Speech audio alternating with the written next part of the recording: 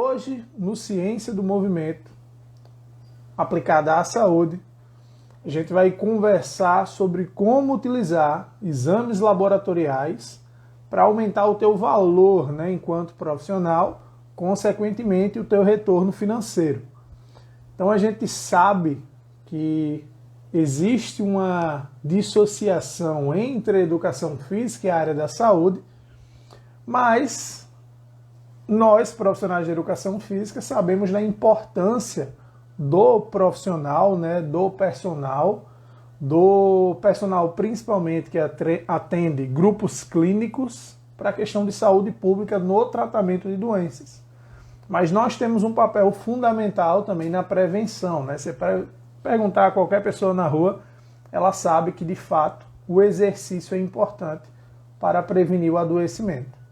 E aí cada vez mais a gente precisa pôr ciência na nossa prática se a gente quiser ser valorizado no mesmo patamar de outros profissionais também de saúde. Então, seja bem-vindo, seja bem-vinda. Eu sou o professor mestre José Garcia e hoje a gente vai falar como utilizar os exames laboratoriais, os exames de rotina, para melhorar a tua conduta profissional no personal. Beleza? Então vamos lá. A gente já sabe, que pelo menos via de regra, o dito check-up, a gente precisa fazer ele a cada 6 meses ou, no mínimo, uma vez ao ano, dependendo da tua condição. Não condição financeira que eu falo para o praticante, eu falo aí para a população geral. Se tu tá com um histórico saudável, esse check-up que a gente faz, fazê-lo anualmente pode ser uma estratégia satisfatória. Mas se tem algum desbalanço, alguma coisa ali por se controlar, 6 meses é um intervalo mínimo, principalmente se você tem aí algum fator de risco. Se você é praticante de exercício ou se o teu cliente personal está treinando com você, se ele tem hipertensão, se ele fuma, se ele tem glicemia elevada, não precisa nem ser diabético, basta ser pré-diabético. Se ele tem colesterol elevado, se a pessoa tem histórico de sedentarismo, e se a pessoa é sobrepesada ou obesa, é interessante que ela monitore isso a cada 6 meses. Então você, personal, acompanha alguém assim, estimule e exija que essa pessoa faça exames laboratoriais. Como assim exigir, professor? Não sei se você, personal, sabe, mas desde agosto de 2020, a resolução 391 do Conselho Federal de Educação Física nos atribuiu a responsabilidade, a autoridade em solicitar exames complementares. Sim, profissional da educação física desde 2020, pode solicitar exames complementares, exames de sangue, exames de imagem. A grande pergunta é, nós vamos saber analisar isso e utilizar na nossa rotina? Porque uma coisa que diminui a qualidade do profissional é ele realizar uma simples avaliação física de perimetria. Vai lá, ele fez um teste de aptidão cardiorrespiratória, identificou o VO2, saiu lá o valorzinho no teste que ele faz no protocolo, mas esse profissional, uma avaliação que ele mesmo realiza, ele vai e engaveta aquilo. Será que é a mesma coisa com o exame laboratorial? E aí é um problema, porque se você tem um cliente de personal, você solicita um exame laboratorial. Se o cara tem plano de saúde, talvez o plano cubra o encaminhamento ali pelo profissional da educação física, E aí uma sugestão para vocês é que vocês tenham um receituário, que lá no receituário de vocês, nesses primeiros momentos, nesses primeiros anos, que tem ali uma citação, uma resolução, para a gente comprovar que é respaldado por lei. Mas se esse cliente teu não tem plano de saúde, ele vai ter que pagar. E aí a avaliação física, em teoria, está embutida dentro do serviço de personal. Mas se você vai pedir para ele fazer um exame, pagar num laboratório e não vai usar aquilo para nada, não vai mostrar para o teu cliente que você está utilizando aquilo de maneira embasada, isso vai te descredibilizar diante dele e não ao contrário, tá? Então aqui agora a gente vai falar de algumas situações que vocês devem solicitar exames e que vocês devem tomar decisões baseado no resultado desses exames, tá? Nós não vamos entrar aqui hoje, né, nesse bate-papo em uma situação de tabela de valores. No próprio exame tem. Se vocês pesquisarem aí no Google Acadêmico, vocês conseguem identificar artigos publicados que apresentam os atuais valores de referência de exames. Em outros momentos, a gente pode falar sobre cruzamento de variáveis, de exames que vão detectar condições clínicas, né? Lembra, a gente não dá diagnóstico, a gente identifica condições clínicas, mas hoje eu vou dar esse norte para vocês. Quais exames vocês podem solicitar e como vocês vão utilizar isso aí na tomada de decisão. Na nossa última live, né, eu mencionei o exame lá de ácido úrico e ureia, né? Que já falei que esse cruzamento, além de vocês poderem identificar algum problema renal no nosso paciente, vocês podem utilizar isso aí para direcionar se ele vai fazer o trabalho cardiorrespiratório em um cicloergômetro como uma bike ou na esteira, ou se ele nem vai fazer. Tudo deveria depender dessa tomada de decisão clínica, baseado no ácido úrico, está relacionada ali à artrite gotosa, né? A gota, a inflamação nas articulações. Show! Mas hoje eu vou falar de um exame muito mais tranquilo, muito mais recorrente, muito mais básico. Qual é? O hemograma. O hemograma ele custa em média, se você pesquisar aí no Google, ele custa R$ 5,00. É a média do custo desse exame nos laboratórios. 5 a 10 reais, certo? Então é um exame muito barato, é um exame que a gente vê ali o parâmetro geral. O que é que a gente vê no hemograma? A gente vê células vermelhas, células brancas e as plaquetas. Nesse exame a gente consegue aí, no direcionamento de hoje, ter dois focos. Se eu fizer um exame ali, o hemograma, e olho ali para a série branca, leucócitos, linfócitos, eosinófilos, basófilos, bastonetes, blá blá blá, essas são as células brancas, são as células responsáveis pelo nosso sistema imune. E você, profissional da educação física, agora precisa dominar o impacto do teu treino sobre o sistema imune. Então é muito importante que a gente monitore isso, né? Pelo menos a cada 6 meses a gente pode exigir do nosso cliente que ele faça ao menos um hemograma, para a gente ver o estado imunológico dele, para a gente monitorar isso. Porque se o estado imunológico dele estiver ali abaixo dos fatores de referência, essa pessoa ali está num quadro de imunossupressão. E aí a gente vai precisar direcionar a intervenção para essa pessoa. De acordo lá com o meu estudo, né, publicado em 2019, que eu investiguei o impacto imunológico do treinamento de força, se você está com um cliente que apresenta ali uma imunidade baixa na análise ali do hemograma, qual a recomendação para tu fazer? Trabalha predominantemente ali, trabalho de força com ele, musculação, mas em intensidades menores, em intensidades mais brandas.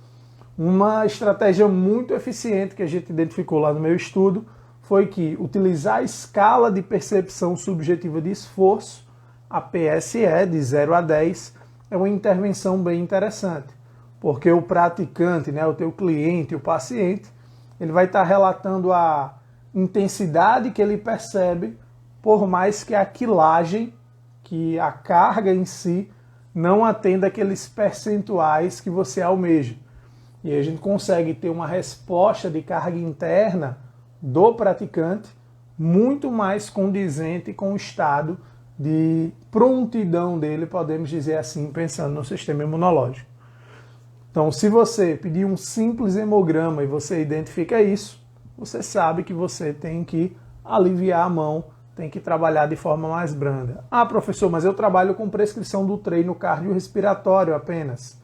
E aí, se você trabalha com modalidades de corrida, né, com o pedal, identifica isso aí do teu cliente, uma imunidade um pouco mais baixa, você tem que aliviar a mão no volume de trabalho cardiorrespiratório e também na intensidade, beleza?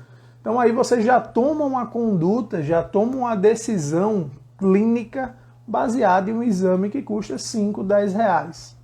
Então, o estado imunológico do teu cliente é importante ser monitorado. Por quê? Porque às vezes a gente erra a mão e o cliente da gente, o paciente da gente adoece, e hoje em dia a gente não pode mais fazer isso levianamente, e aí a gente consegue monitorar o perfil, o momento que ele está ali mais disponível imunologicamente para um treino de carga mais intensa. Mas lembrando que não existe imunidade alta, tá? Você está ali com o teu cliente, fez o exame de hemograma, ele trouxe, e as concentrações de linfócitos, de neutrófilos, se essas duas principalmente estiverem elevadas, essa pessoa pode estar passando ali por uma infecção viral. Então é hora de provavelmente suspender o treino para avaliar o que é e aí retornar de maneira gradativa. Se forem os eosinófilos e os basófilos, estão mais associadas aí a respostas alérgicas, beleza? Então a gente já toma uma decisão de maneira clínica e específica baseada no exame. Outra coisa, né, que o hemograma traz para a gente, de maneira bem simples, mas que a gente pode ter um êxito muito grande, é a parte de células vermelhas, né? A linhagem vermelha. São ali a composição de fato do sangue, proteínas carreadoras de nutrientes, de oxigênio, e talvez a principal delas seja a hemoglobina, né? Que é uma proteína que vai levar a glicose para o nosso músculo, que vai levar o oxigênio para todo o sistema. Então é o principal transportador que a gente tem no componente do sangue, certo? E aí quando a gente pensa no hemograma, que é esse exame tão simples, tão peculiar, isso começou a ser mais observado, né, pelos profissionais de educação física, que já trabalhavam no meio intra-hospitalar, dentro do hospital, com o advento aí da SARS-CoV-2, né, do Covid-19. Por quê? Porque no processo de reabilitação, de cara, né, na maioria das diretrizes que a gente vê aí difundida por médicos, né, a nível global, se preconiza que o trabalho comece com um treino cardiorrespiratório contínuo. Mas esses pacientes que apresentavam Covid, no pós-Covid, né, eles apresentavam contagens de hemoglobina muito baixa. Então, se você tem um paciente que está com hemoglobina baixa, que é o principal transportador de nutrientes e principalmente de oxigênio, essa pessoa não vai ter um bom transporte de oxigênio para chegar no músculo e produzir energia. Então começou-se a ser associada, né, os níveis de hemoglobina com a capacidade cardiorrespiratória de manter um esforço sustentado por um paciente. Garcia, o que é que você está querendo dizer? Se um paciente teu, nesses exames de rotina do hemograma, apresentarem níveis de hemoglobinas muito baixas, esse paciente não é interessante que ele faça exercícios contínuos em caráter do treino cardiorrespiratório. Então, ou você faz um trabalho em caráter intervalado, e não estou falando de HIIT, estou falando de intervalar a sessão cardiorrespiratória em uma intensidade leve, uma intensidade moderada, ou simplesmente não fazer o cardiorrespiratório naquele momento, porque teu cliente, teu paciente não vai conseguir. E aí ele vai se frustrar, vai se desmotivar, e você vai estar gerando um estresse que ele não está preparado fisiologicamente naquele momento. Então, com um exame, com o hemograma, a gente já consegue direcionar, né, falando só de células imunes e só de hemoglobina, a gente já consegue direcionar a conduta e a gente consegue aí tomar uma decisão assertiva baseado nisso. Beleza? E aí, o que é que vocês estão achando até aqui? Faz sentido para vocês pensar assim?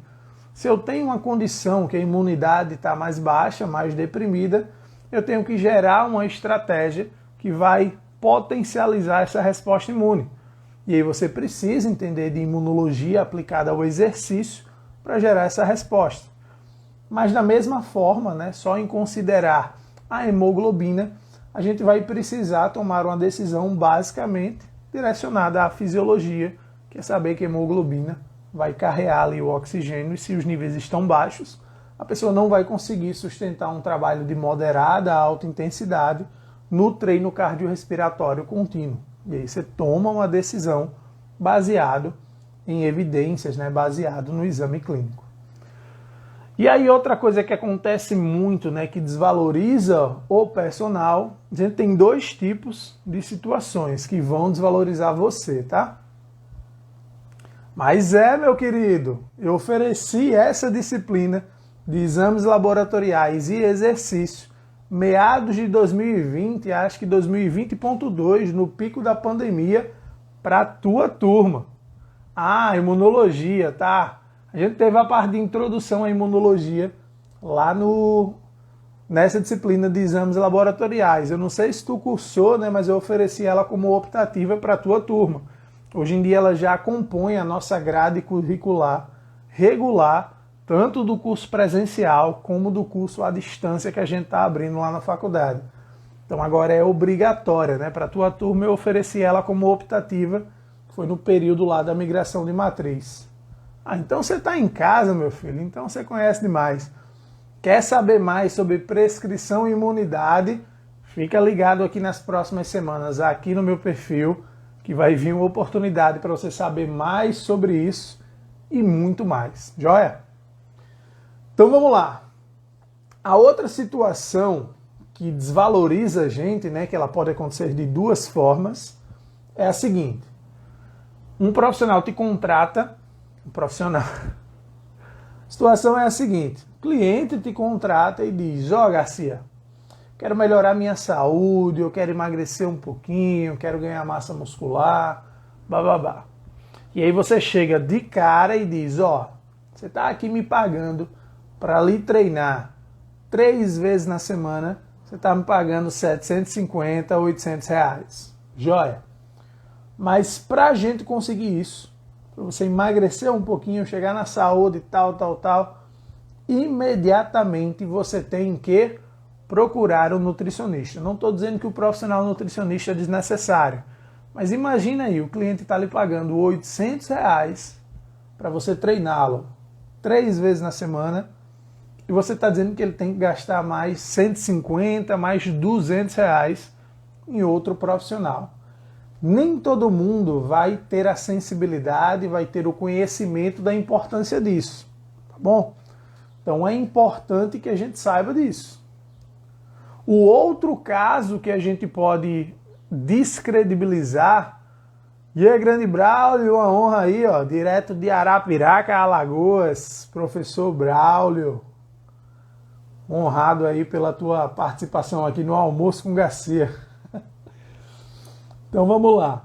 Então a outra condição que pode descredibilizar você é você esquecer do nutricionista. Você nunca falar, não precisa, só eu dou conta de melhorar a tua saúde, eu resolvo tudo. E isso aí são duas situações que vão descredibilizar o profissional de educação física enquanto personal. É ele já chegar e dizer, tu me paga 800 reais, mas eu quero que tu pague mais 200 para fulano de cara. E o outro é esquecer o lado do nutricionista. Só que a gente também pode tomar essa decisão clínica baseado em exames.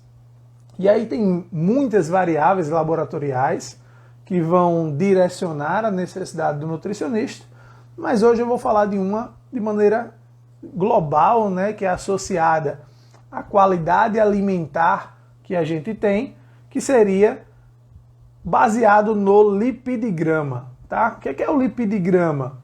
É aquele exame lá que vai dar o perfil lipídico, que traz pra gente o HDL, o LDL, triglicerídeos, várias informações que estão associadas à quantidade de lipídios que tem na nossa corrente sanguínea.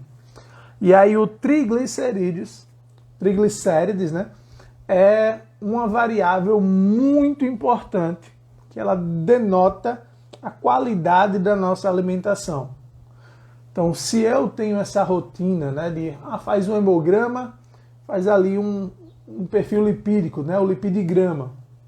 E aí, nesse lipidigrama, tem várias outras informações pertinentes, mas para você dizer, fulano, você me procurou, querendo saúde e qualidade de vida, tá? Você me paga R$800. No teu exame aqui de lipídios, teu triglicéride está fugindo a curva de normalidade, superou o limite superior, superou a margem superior no intervalo de referência. E se a gente não melhorar isso em 3 meses, eu recomendo que você busque um profissional nutricionista para adequar a qualidade da tua alimentação. Olha a postura clínica do profissional de saúde do personal. Eu vou dizer que a pessoa que quer uma qualidade de vida, que quer melhorar o estilo de vida, busque outro profissional se apenas o exercício em 3 meses não conseguir mudar isso na sua fisiologia. Esse é o diferencial, falo isso muito, do cara que trabalha 40 horas por semana para ganhar R$2.000, R$2.300, e do cara que consegue faturar R$3.000 trabalhando 2 horas por dia. Isso é possível e logo logo eu vou estar ensinando isso a vocês, tá? Mas vamos lá. Então a gente já viu, um hemograma e um lipidigrama podem me dar possibilidade de escolher modalidades, intensidade do treinamento e saber se o meu cliente está ali apto para fazer um treino cardiorrespiratório contínuo de moderada a alta intensidade ou não, e saber se o meu cliente, meu paciente precisa ser encaminhado para o nutricionista, porque nós, com a resolução que eu mencionei, a gente também pode encaminhar clinicamente e não apenas mais de boca para outros profissionais de saúde, tá? É mais um encaminhamento por parceria. Hoje em dia a gente tem um respaldo legal que nós, personal trainer, né, nós profissionais de educação física, habilitados em saúde, nós podemos estar encaminhando interconsultas profissionais. Joia? E aí a gente tem outro marcador de exames laboratoriais, né, que é mais recorrente, é mais comum, que muitas vezes a gente descarta, que é quando a gente vai ver ali o perfil metabólico da glicose. Uma simples glicemia em jejum. Vamos supor que você já é um personal que participou de nossos outros momentos, nossos outros bate-papos, e aí você já comprou o glicosímetro. E você saiu furando o dedinho casual, né? Glicemia capilar casual de todos os seus clientes. E você já viu que está todo mundo ali meio que dentro de uma curva de normalidade, né, que é a glicemia casual. A gente acende o alerta vermelho se ela superar 200 mg por decilitro. Mas se ela se manter ali até uns 126, 130, a gente só tem que ter uma atenção. Mas vamos supor que você pediu para o teu paciente, né, para o teu cliente, ir fazer um hemograma, um lipidigrama e uma glicemia em jejum. Você já pode cruzar isso daí com hemoglobina glicada. E aí você pode ter um histórico de 6 meses do teu paciente para ver como é que está. Muito provavelmente, se ele já está apresentando uma glicemia casual dentro dos parâmetros, ele não vai ser diabético. Mas você, com hemoglobina glicada associada à glicemia de jejum laboratorial, você pode identificar um quadro de pré-diabetes. E deixa eu contar para vocês, para prevenir um pré-diabético se tornar diabético, o exercício físico é mais eficiente do que o medicamento. Então imagina, personal, olha o teu valor de sessão subindo. Você identificar um quadro de pré-diabetes do teu cliente, que ele não fazia nem ideia, você identificar por uma avaliação de rotina e você tratar isso daí. Então imagina o quão valorizado você vai ser. Entenda uma coisa, a galera que quer emagrecer, a galera que quer estética, paga muito bem. Mas quando você entregar esse resultado, essa pessoa vai alçar voo, né? Talvez ela nunca mais lembre ali do benefício para a saúde dela, né? Porque o foco dela não era isso que você gerou. Quando a gente trabalha tratando e prevenindo e mostrando esse trabalho da gente em cima de doenças, na área de patologias, a gente agrega muito mais valor à nossa hora de sessão, tá? Então, simplesmente solicitar um exame de glicemia de jejum associado à hemoglobina glicada, você pode ser capaz ali de identificar um quadro de pré-diabetes ou de diabetes, né, dependendo do caso, do teu cliente e já começar esse tratamento. Identifiquei um quadro bem severo. Putz, imagina aí você escrevendo o encaminhamento para o profissional endócrino no dia 18 de junho de 2022. Profissional de educação física, José Garcia do CREF, tal, identificou um quadro clínico de pré-diabetes do paciente, seu Jorge. Estou encaminhando nesse momento o paciente, seu Jorge, para o acompanhamento e maior investigação realizada pelo profissional médico endocrinologista. Putz, ele recebe essa cartinha, ele já sabe para quem ele encaminha os pacientes dele diabéticos. Além de você estar agregando valor junto ao teu cliente, você está criando um nicho, uma chegada de paciente para você, que você não vai precisar fazer mais nada. Porque diabetes, nos últimos 10 anos, antes da pandemia, aumentou 61% os quadros. E na pandemia isso só piorou, tá? Então, exames regulares, né? A gente pode selecionar condutas, a gente pode selecionar intensidade e a gente pode trabalhar de maneira mais assertiva na nossa conduta clínica. Beleza? Então, outra situação aí para fechar nosso raciocínio seria ali em mulheres que estão pleiteando a gravidez ou mulheres que engravidaram estão chegando para você, né, no primeiro trimestre. Existe uma série de hormônios que você vai precisar dosar. Estradiol, T3, T4, vários exames, mas aqui eu vou me fixar a progesterona. Por quê? Porque quando você recebe ali uma paciente gestante de primeiro trimestre, sem contraindicações, que pode realizar o exercício com histórico de sedentarismo ou não, o monitoramento dos níveis de progesterona estão associados diretamente à tua prescrição, ao controle de volume e intensidade que você deve ter. Como assim, Garcia? A progesterona é um hormônio ali que está associado ao segurar a gravidez. É um hormônio que tem, entre várias funções, proteger o embrião do sistema imunológico da mãe e reprogramar esse sistema imunológico para proteger o embrião. Então, por muitas vezes, né, o aborto espontâneo está associado à queda dos níveis de progesterona nas primeiras semanas de gravidez. E aí, deixa eu contar para vocês, o exercício, se mal planejado, ele pode reduzir os níveis de progesterona. O exercício ele não é capaz de aumentar, mas ele tem diversos benefícios para a gestação. E se ele for mal planejado, o exercício pode sim reduzir os níveis de progesterona e afetar de maneira negativa a gestação da tua cliente e da tua paciente. Então imagina você dosando uma série de treino baseado nos níveis de progesterona da tua paciente gestante. Você sai daqui para cá, com certeza, com certeza. Digo isso por experiência própria, tá?